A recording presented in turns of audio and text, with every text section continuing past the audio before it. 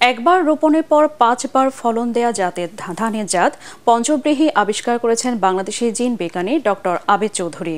নয়া জাতের এই বোরো ধান কেবল খাদ্য নিরাপত্তা নিশ্চিতই নয়, ক্ষতিকর কার্বনের মাত্রা কমাতে ভূমিকা রাখবে বলেও দাবি করেছেন এর আবিষ্কারক। ধানে এই জাত জনপ্রিয় করতে বিভিন্ন মহলকে এগিয়ে আসার তাগিদ দিয়েছেন ডক্টর আবেদ। ফজলে রাব্বির রিপোর্ট। ভিশন এসি নিয়ে এলো মানি ব্যাক গ্যারান্টি অফার। 1 মাস ব্যবহার করে সন্তুষ্ট না হলে সম্পূর্ণ টাকা ফেরত। মৌলভীবাজারের কুলাউড়ায় দিগন্তজোড়া ফসলি মাঠের একাংশে নতুন সম্ভাবনার আলো জ্বেলেছে 5 ফসলি বোরো ধান।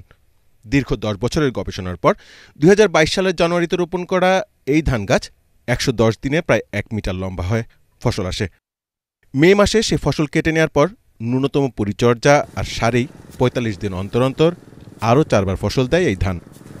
প্রথমবার হেক্টর প্রতি ধান উৎপাদন হয় 4 টন, এরপর কখনো 2 টন, কখনো 3 টন ফসল দেয় ডক্টর আবেদ চৌধুরী উদ্ভাবিত ধান পঞ্চব্রীহি। এটা একটা নতুন বিজ্ঞান, এই যে রিজুভেনেশন অফ ভ্যারাইটি, এটা কেন হচ্ছে? একটা বিজ্ঞানে আমরা যেটাকে বলি অ্যাক্টিভেশন বা একটা প্রসেস আছে এপিজেনেটিক্স, এগুলো আমাদেরকে ডিটেইল এখন দেখতে হবে, মেকানিজমটা দেখতে হবে। আমরা রেজাল্টটা দেখতে পাচ্ছি। তো মোটামুটি এইটাতে প্রতি হেক্টরের হিসাবে 25 টন হতে পারে। এটা যে ইল্ড পটেনশিয়াল আমরা যেটা বলি সেটা রয়েছে।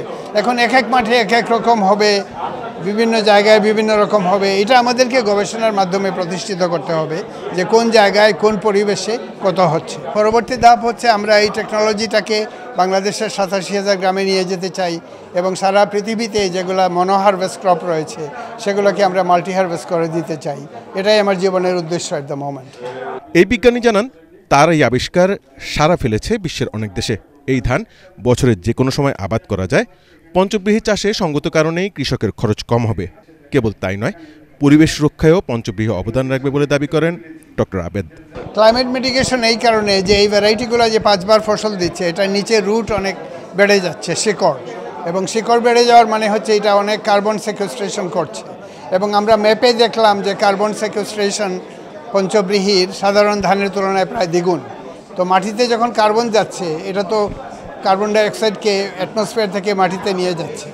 এই কারণে এটা একটা ক্লাইমেট মিটিগেশন টেকনোলজি। জেনেটিক্সে আমি জানি যে একটা জিনিস যখন অল্প হয়, যেমন ন্যাড়া ধান হয়, রাটুন হয়, অল্প হয়, এটাকে বাড়িয়ে দেওয়া যায়। এটা জেনেটিক্সের একটা নিয়ম। তো আমার শিক্ষা, আমার অতীতের যে এক্সপিরিয়েন্স প্লাস আমার জেনেটিক্সের শিক্ষা, এটার যুগসূত্রের কারণে এই সম্ভাবনাটা আমি দেখতে পেয়েছি এবং এই সম্ভাবনার পিছনে আমি আত্মনিয়োগ করেছি। Internationally recognition is very high. আমি আর্জেন্টিনাতে ইন্টারন্যাশনাল কংগ্রেসে আমন্ত্রিত ছিলাম, সেখানে বলেছি পৃথিবীর প্রত্যেকটা দেশ এখন আমার সাথে যোগাযোগ করছে এবং তারা এটা করতে চাচ্ছে, কিন্তু আমার উদ্দেশ্য হচ্ছে এটা বাংলাদেশে করা প্রথম।